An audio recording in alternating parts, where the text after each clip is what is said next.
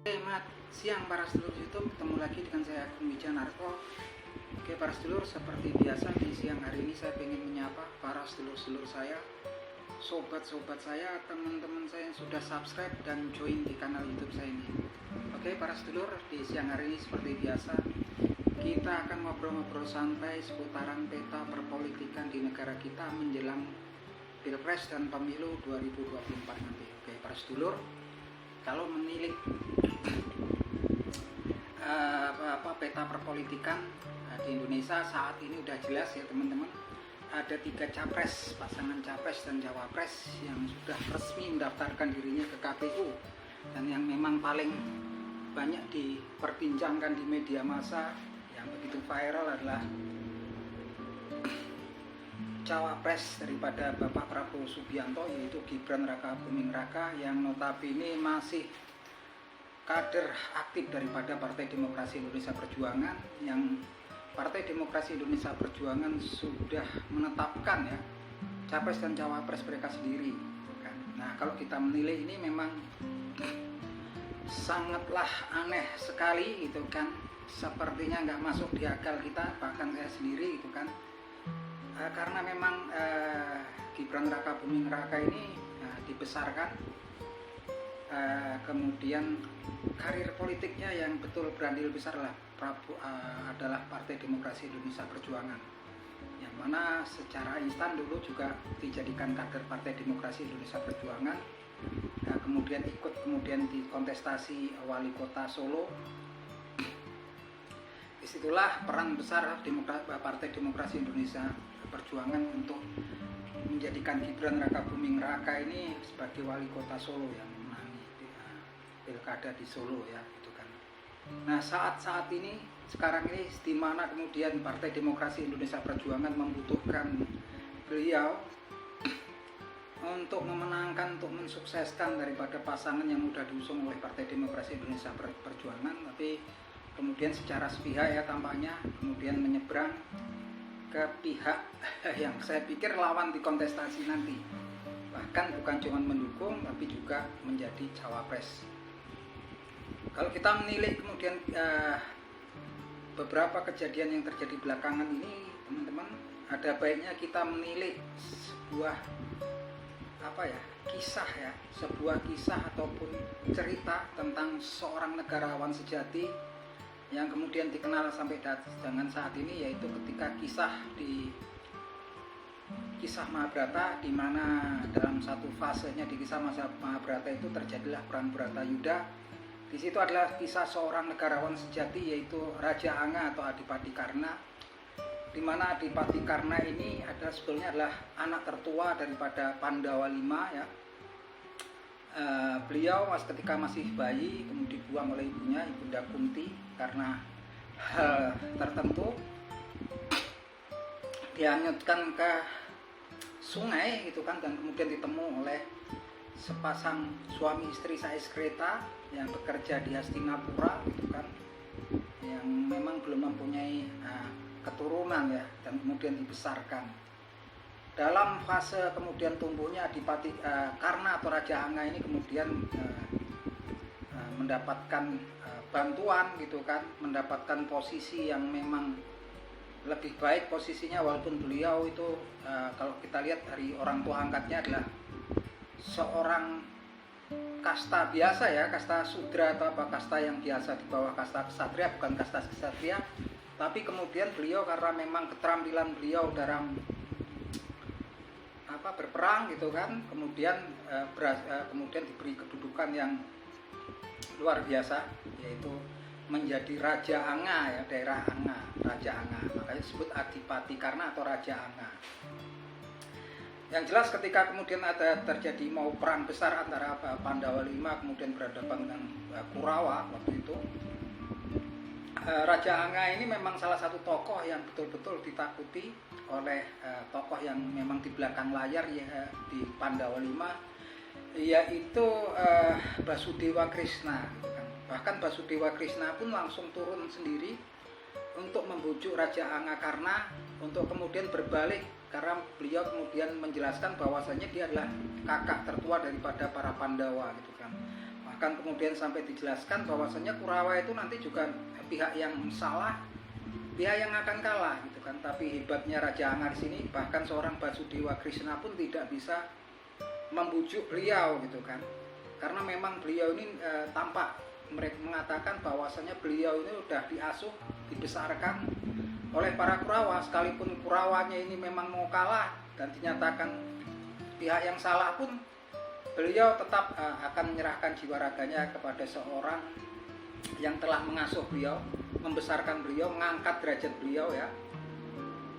Raja Anga pun akhirnya memang pada akhirnya juga mati ya ketika berhadapan dengan Harjuna ya, yang memang juga di situ ada campur tangannya Basudewa Krishna gitu kan. Tapi yang jelas Adipati Karna itu namanya dikenang oleh sebagian besar ya masyarakat pada saat itu, sampai kemudian kisah Mahabharata pun selalu dikenang bahwasanya sifat negarawan Adipati Karna atau Raja Anga ini betul-betul, kalau saya pikir luar biasa ya teman-teman. Beliau punya rasa kenegarawan yang kuat ya. Beliau memiliki loyalitas, kredibilitas yang kuat, bahkan bahwasanya pihak yang telah membesarkan beliau, mengasuh beliau, yang dia bela dinyatakan sampai kalah nanti itu hancur, itu pun beliau menyatakan karena udah diasuh, dibesarkan, mereka udah dianggap menyayangi Raja Anga, maka Raja Anga akan menjadi perisai terdepan yang jaga para Kurawa. Walaupun sekalipun Raja Anga kemudian juga mati ya, gitu, tewas di situ di peperangan, tapi di situ kita bisa lihat sifat dan kenegarawan yang sejati itu yang seperti itu ya, gitu kan. Ini yang betul-betul ketika tapi kalau kita lihat di negara kita ini, bahkan kemudian seorang tokoh yang diasuh, dibesarkan oleh organisasi ataupun kelompok tertentu, orang-orang tertentu, mendapatkan posisi tertentu, mendapatkan kemudahan, privilege, karpet merah lah gitu kan. Saya nggak ngerti, bahkan ketika malah kemudian pada saat genting-gentingnya, pada saat dibutuhkan gitu kan, malah kita nggak tahu gitu kan, nggak sekedar kemudian ini, tapi kemudian kita tanyakan memang rasa malunya itu di mana gitu kan. Rasa malunya seperti apa gitu kan, walaupun kita nggak tahu itu ya. Kalau kayak saya sendiri gitu kan, kalau kemudian ada orang yang sudah mengasuh saya, berbuat baik kepada saya gitu kan, kemudian mau berhadapan dengan pihak tertentu, kemudian tiba-tiba saya bergabung ke pihak lawannya, ini kan paling enggak kita rasa malu, kita kemana teman, kita nggak tahu, memang itulah yang terjadi. Memang banyak tokoh-tokoh yang kemudian muncul dengan instan gitu kan, karbitan sebagian hilang gitu kan, makanya masyarakat juga sudah bisa menilai gitu kan. Bayangkan ketika seseorang yang dibesarkan, diasuh, diberikan posisi yang luar biasa oleh seseorang ataupun mungkin kelompok organisasi, kalau ceritakan Raja Anga oleh sebuah kerajaan ya, keluarga Hastinapura, keluarga Kurusetra, Kurawa gitu kan, yang sebetulnya konotasinya negatif di situ kan, tapi Raja Anga ini seorang negarawan sejati. Nah di sini kita lihat ini, di mana gitu kan, justru pada saat dibutuhkan oleh Ibu Pertiwi, seorang ibu yang merawat beliau gitu kan, justru tanpa tedeng aling-aling, tanpa kemudian kita nggak tahu etikanya, rasa malunya sepertinya nggak ada lagi kan, kemudian malah bergabung dengan front yang lain yang tentunya nanti akan berhadapan di kompetisi Pilpres 2024. Yang jelas nggak ada larangannya teman-teman, semuanya bebas, itu hak politik. Tapi yang jelas dalam kehidupan kita, walaupun itu bebas, walaupun itu kebebasan berpolitik, tapi kita dalam hidup sehari-hari jangan pernah melupakan rasa malu, etika dan adab ya, gitu kan.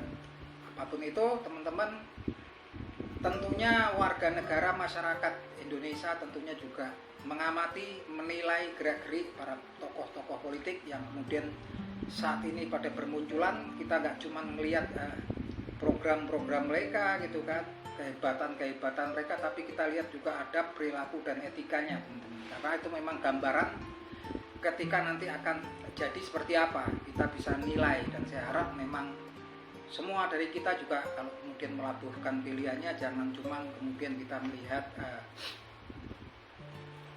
kepintaran ide dan gagasannya aja, jangan. salah satu yang utama adalah adab, etika, rasa malu. Karena kalau memang kemudian itu juga udah dilanggar, tahu sendirilah teman-teman gitu kan. Karena memang ketika memimpin sebuah negara nggak cuma dibutuhkan adalah kepintaran, kecerdasan, tapi sebetulnya juga etika ya, kemudian etika, adab, kemudian rasa malu gitu kan. Makanya kita nggak heran kalau kemudian juga banyak ya orang-orang pintar gitu kan. Sebelumnya orang-orang pintar yang punya jabatan tertentu justru menyalahgunakan jabatannya ya, bermasalah gitu kan, kasus korupsi atau apa itu lah. Itu ya kita nggak tahu lah, tapi yang jelas kita semua menonton, kita semua melihat gitu kan. Kita menonton, melihat, kita bisa kemudian menilai ya gitu kan. Menilai dalam fase kemudian kasus dari kisah Mahabharata. Walaupun di lain pihak juga ada kisah ketika Ramayana di mana Sugriwa gitu kan, yang waktu itu Sugriwa waktu itu salah satu adiknya Rahwana ya, Rahwanarat kan. Adiknya Rahwanarat bukan Sugriwa. Kemudian berpihak pada pasangan Rama dan Laksmana gitu kan. Tapi di situ kan karena memang Rahwanaratnya ini memang dia tahu Rahwanaratnya ini lalim, kejam gitu kan. Kejam, kemudian juga melakukan tindakan-tindakan yang tidak beradab gitu kan, yang memang penuh dengan kejahatan Rahwanarat. Tapi di sini kalau kasusnya kan memang nggak seperti itu ya, nggak seperti itu. Di sini seseorang yang kemudian dibesarkan oleh seseorang dan ataupun mungkin kelompok ataupun organisasi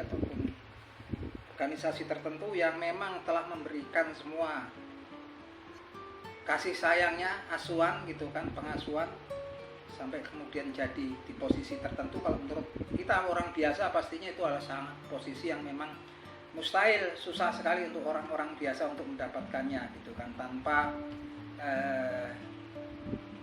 privilege, karpet merah atau servis spesial gitu kan. Saya nggak ngerti ketika ada seseorang ataupun sebuah kelompok yang memberikan layanan yang begitu VVIP yang luar biasa gitu kan, tiba-tiba ketika orang ataupun organisasi tersebut yang memberikan layanan yang luar biasa, perlindungan, pelayanan gitu kan, memposisikan, menaikkan posisi ini, kemudian ketika dibutuhkan Ibu Pertiwi malah bergabung dengan lawan. Masalah teman-teman, tapi yang jelas juga kalau saya pikir juga ini akan mempengaruhi konsentrasi pastinya, karena memang kutubnya ini antara kutub kalau sekarang pemilu ini antara Anies Baswedan, Muhaimin Iskandar, kemudian Ganjar Pranowo, Mahfud MD. Yang satunya lagi kita nggak tahu ya, tapi yang jelas kutub besarnya itu, persaingan besar itu. Dan memang saat ini memang keuntungannya jatuh ke pasangan Anies Baswedan ke Gus Muhaimin Iskandar. Kita nggak tahu apakah ini memang jalan untuk melempangkan jalannya Anies Baswedan dan Gus Muhaimin Iskandar. Karena kita lihat ya, saya juga salut juga kalau lihat Ganjar Pranowo, Mahfud MD ini, saya lumayan juga. Cuman memang kemudian pastinya ini nanti seperti yang saya bicarakan di obrolan-obrolan kita sebelumnya, karena memang kemudian pasangan Prabowo Subianto dan Gibran Rakabuming Raka ini sepertinya juga akan berusaha mendapatkan pengaruh, mendapatkan suara dari Provinsi Jawa Tengah, salah satu provinsi yang memang terpadat di wilayah Pulau Jawa. Tapi yang jelas di situ kan sudah merupakan markas, merupakan kandang banteng ya, merupakan lumbung suara daripada Partai Demokrasi Indonesia Perjuangan secara langsung, secara nggak langsungnya juga suara pastinya capres Ganjar Pranowo dan Mahfud MD, Profesor Mahfud MD. Tentunya ini akan menjadikan satu problem tersendiri, karena memang kalau Gibran Rakabuming Rakanya sendiri saya pikir juga kita masih nggak begitu tahu tentang popularitas dan elektabilitas kalau di seluruh Jawa Tengah. Tapi kalau kita menilai kemudian di belakangnya ada Presiden Joko Widodo, suka nggak suka beliau identik karena memang seorang bapak dan anak gitu kan, diasosiasikan seperti itu. Dan memang partai-partai yang mengusung beliau memang sepertinya memang mengarahkan ke arah apa ya, karena keidentikan beliau dengan Presiden Joko Widodo. Tapi yang jelas yang akan dikerok adalah para pemilih, para fans, simpatisan, relawan daripada Presiden Joko Widodo di 2 periode yang memang udah berkuasa ya, menang di 2 pemilu. Saya yakin juga kita nggak bisa berhitung seberapa besar mereka. Di lain pihak juga dari dalam mendapatkan ancaman seperti itu kan, yang tentunya sedikit banyak tentunya akan menggerus, apalagi sekarang juga PSI yang dipimpin ketuanya yaitu Kaisang Pangarep yang juga putra Presiden Joko Widodo, yang kemudian juga bergabung mengusung pasangan Prabowo Subianto dan Gibran Raka Buming Raka yang profilnya juga sama dengan partai PDI. Ini juga memang arahnya kan akan menarik daripada para simpatisan, relawan, fans Presiden Joko Widodo yang memang nggak cuma di Jawa Tengah, di seluruh Indonesia juga lumayan besar gitu kan. Yang pemilih itu sebetulnya identik gitu kan, kembar identik dengan pemilih Partai Demokrasi Indonesia Perjuangan. Tentunya ini merupakan PR tersendiri di tim suksesnya dari Capres Ganjar Pranowo dan Mahfud MD, karena di seberang juga ini semakin kuat ya, Anies Baswedan dan Gus Muhaimin Iskandar semakin konsolidasi, dan tampak sekali memang sambutan masyarakat sangat antusias. Di beberapa tempat mereka berkunjung seperti Kota Makassar, kemudian Kota Bandung, Kota Malang, dan terakhir Kota Sidoarjo, sambutannya luar biasa, menandakan bahwasannya banyak kemudian juga yang pendukung netral kemudian mulai merilis pikiran ulang, karena memang diuntungkan dengan ide dan gagasan mereka lah perubahan, di mana kondisi saat ini juga perekonomian sedang nggak begitu baik-baik saja. Memang banyak kemudian orang merasakan kesulitan dalam pemenuhan kebutuhan hidup sehari-hari, karena padahal itu sebenarnya juga saat ini dunia lagi bermasalah ya, memang lagi krisis ekonomi global. Tapi kemudian janji perubahan tentunya sangat menarik, sangat menjanjikan buat orang-orang yang kemudian saat ini mengalami kesulitan gitu kan. Oke, gitu teman-teman, ini analisa saya, teman-teman, sekedar obrolan. Akhir kata, kita selalu berdoa bahwasannya nanti Pilpres dan pemilu nanti berjalan dengan baik, aman, tentram, damai, dan gak ada masalah, sehingga siapapun itu nanti yang terpilih, baik itu Prabowo Subianto, Gibran Raka Buming Raka, ataupun Anies Baswedan, Muhaimin Iskandar, ataupun Ganjar Pranowo, Profesor Mahfud MD, tentunya yang terpilih nanti adalah yang terbaik, dan kita berharap banyak bahwasanya yang terpilih nanti bisa memberikan solusi, gagasan, dan solusi-solusi terhadap masalah-masalah yang tentunya akan menghadang bangsa dan negara ini di tahun 2024 ke sono. Oke, itu teman-teman, salam seduluran dari saya, Agung Wijanarko dari Yogyakarta.